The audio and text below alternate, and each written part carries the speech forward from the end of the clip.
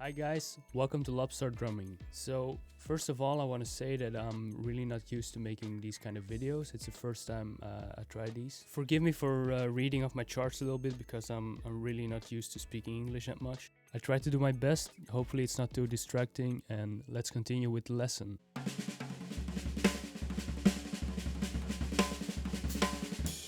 For the past few days, I've been working on some ways to develop my independence between the hands and the feet.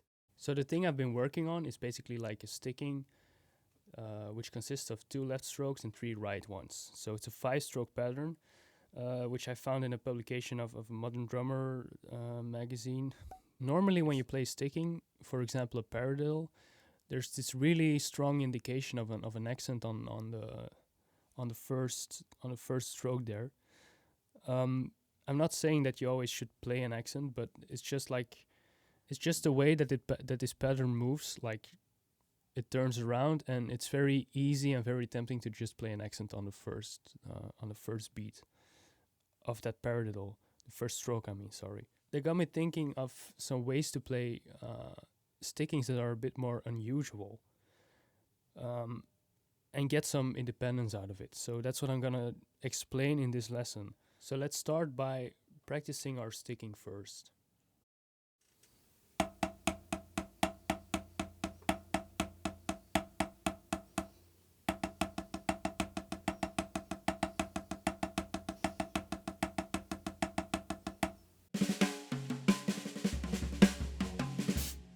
The first thing you always got to do when you practice something, in my opinion, is to create a structure in which you're going to play it. Since you are dealing with a pattern of 5 strokes here, we are going to play this exercise in 5/4. Now you can do this in different ways. You can practice it in 8 notes in triplets or in 16 notes. But today I'm going to play everything in 16 notes just for the length of this video and the amount of time we have. So the next thing you want to do is add the independence part. In this case with the bass drum. So for my exercise, we're gonna take a metronome, a click track, and we're gonna put it on the first, the third, and the 5th beat of the 5/4 measure. So there's different ways you can do this. You can program it on like some sequencer or Logic, Pro Tools, whatever.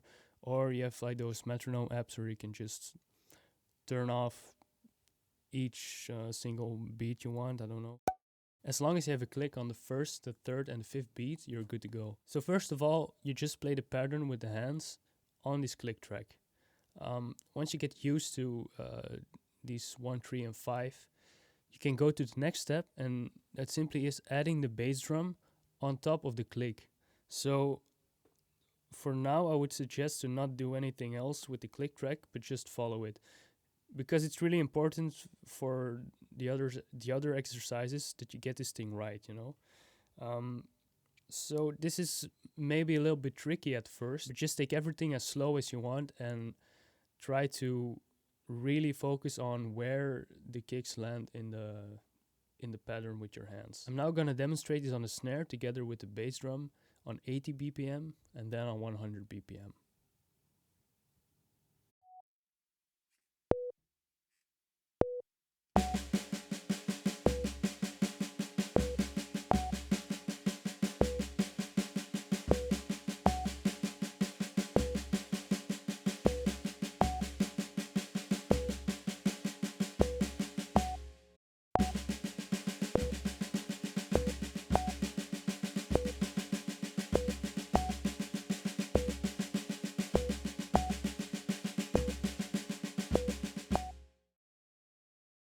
So yeah, it's already starting to sound like more of an exercise, and it's already pretty interesting.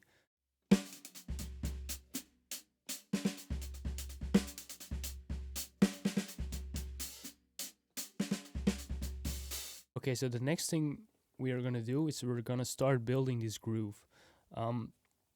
So first of all, the right hand is gonna move to either the hi-hat cymbal or the right cymbal, according to which thing you want to practice first. For now, we're trying to keep everything flat, no accents yet. We're gonna play this on the hi-hat cymbal and on the right cymbal. So I'll start with the hi-hat and then later on we move to the right.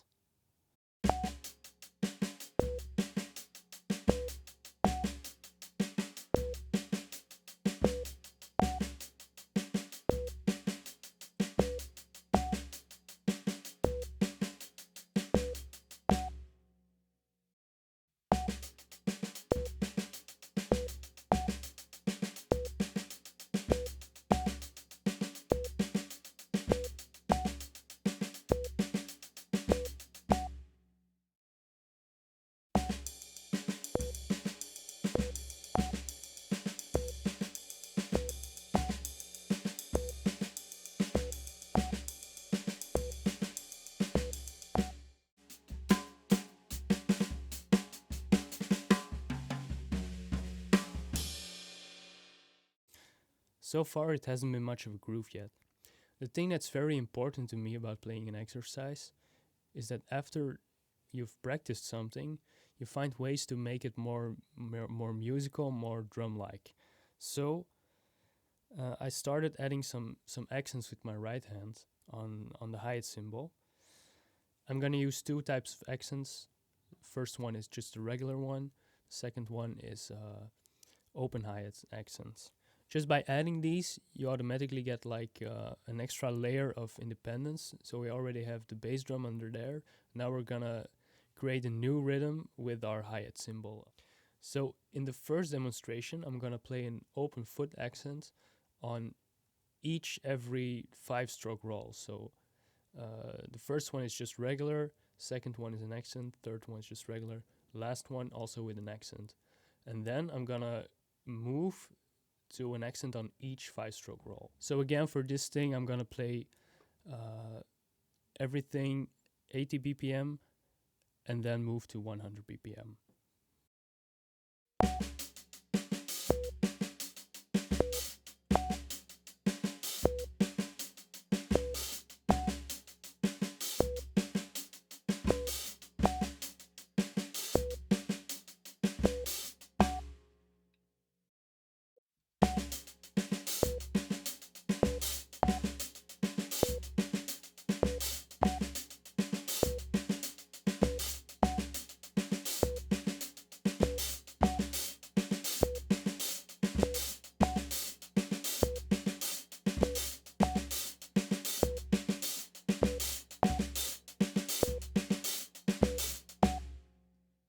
So if you're having trouble with getting all the independence done right away, just move to the right cymbal first and play the accents on the bell there. So that way you don't have to really think about when you have to move your left foot and all that stuff. You just keep that for later once you get comfortable with the actual pattern, the actual rhythm sound of the thing. Once you get that right, you move to the hi-hat cymbal and you start to incorporate your foot in there.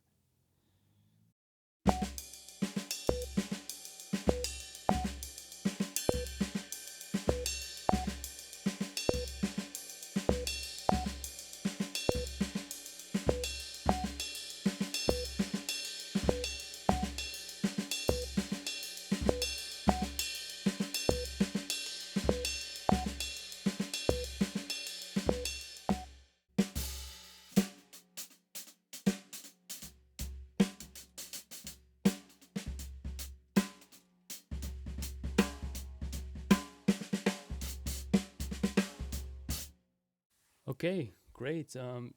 This already to me sounds very cool, and there's lots of creativity there you can explore. But there's one more thing I would like to talk about today. Up until now, our left hand has been doing pretty much the same thing the whole time, and it's been really static down there. Last thing we want to do is get some action into that left hand by adding some kind of backbeat. This will make it also groove very much more than it already did. Also, by adding this backbeat, you can really start to hear some kind of musical context in there, and it becomes really fun to play. Since our measure is already completely full of 16 notes, it's kind of difficult to really play the backbeat in there with the left hand. It's possible to play like an accent on a double stroke. I'm just not really that great in it, so I've decided to do something else with the exercise to incorporate a backbeat in there. So what I'm gonna do instead is leave out 1/16 note right after the backbeat. So like the actual backbeat becomes an 8 note instead of 2 16 notes. Just for the purpose of practicing, you can play this backbeat on the start of each 5-stroke roll. So on the first, second, third, and fourth one. So after you've been practicing those, be sure to explore your own kind of grooves with this kind of system. So for example, by playing 2 backbeats in one measure, or by playing the backbeat on the second left stroke instead of the first one.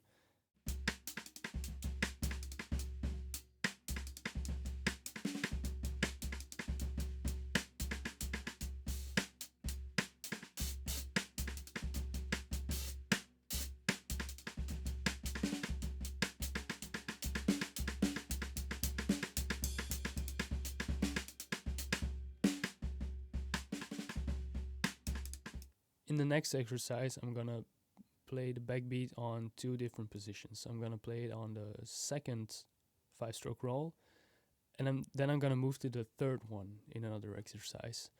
I've picked these ones because they are, to me, they sound the most logical, the most musical drumming wise. But you also need to practice on the first one and the last one.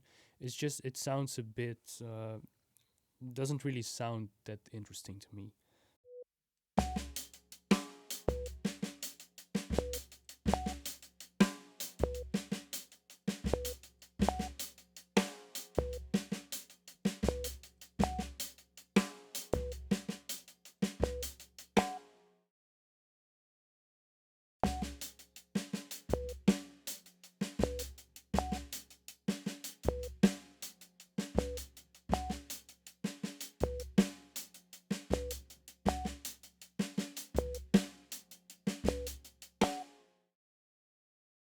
And then, of course, when you get the hang of these, you just try and put in all the stuff we've been talking about before, like the accents with the right hand, the open foot stuff, and just try to combine everything as good as possible.